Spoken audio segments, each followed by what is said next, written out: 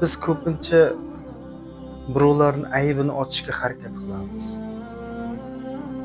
G'iybat deymizmi? Bilmadim-ku, birovdan kir qidirishni xohlaymiz-da. Aybini qidirishga shoshib qolamiz. Lekin aksincha biz uni aybini yashirishimiz kerak.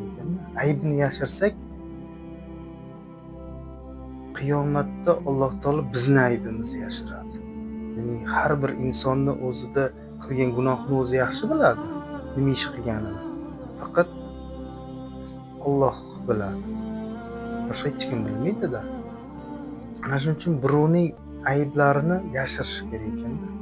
Bir kuni bir ulamoni tushiga Payg'ambarimiz sollallohu alayhi vasallam kirib, sening qo'shning jannatda men bilan birga bo'ladi dedi.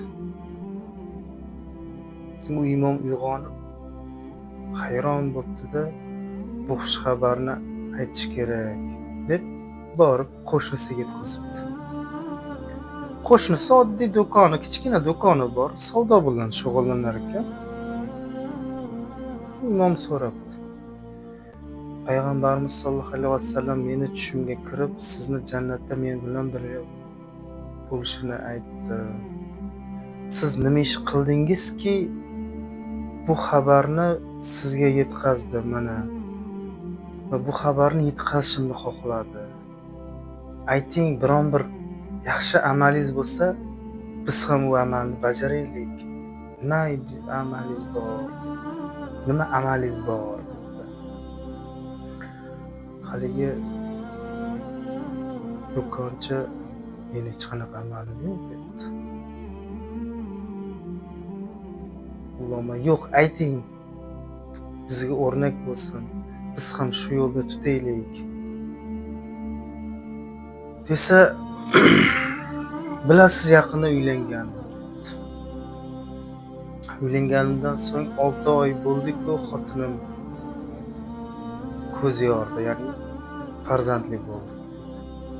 Men uylanishimdan oldin xotinim yomon yo'lda yurib qo'ygan ekan. Va men u chaqaloqni oldim-da masjidga bordim. Masjidda hamma quloq qoqishini, namozni boshlashini kutib turdim.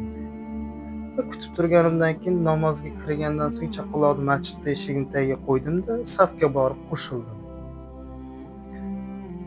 Namoz tugashi bilan chaqaloq yig'lashni boshladi. Hamma uni o'rab oldi. O'rab olgandan keyin kimdir chaqaloq tashlab ketibdi, kimdir farzandini tashlab ketibdi degan shov-shuvlar birpas tarqadi. Masjidda chaqaloqning yonida odamlar o'rab olishdi. Va men kirdimda, bu chaqaloqni menga bering, yasirib olay deb oldimda borib onasiga berdim. Qaranglar. Bu rivoyatda xotinini yomon yo'lga yurib qo'yganda, xotinini aybini yashiribdi-da. Va mana shu aybini yashirganligi uchun Payg'ambarimiz sollallohu alayhi vasallam jannatda men bilan birga bo'ladi degan ekan. Bu ulamoning tushiga kirdi. Ana shuning uchun biz birovning aybini ochish emas, birovning aybini yashirishga harakat qilishimiz kerak-da. Salomat bo'lasizlar.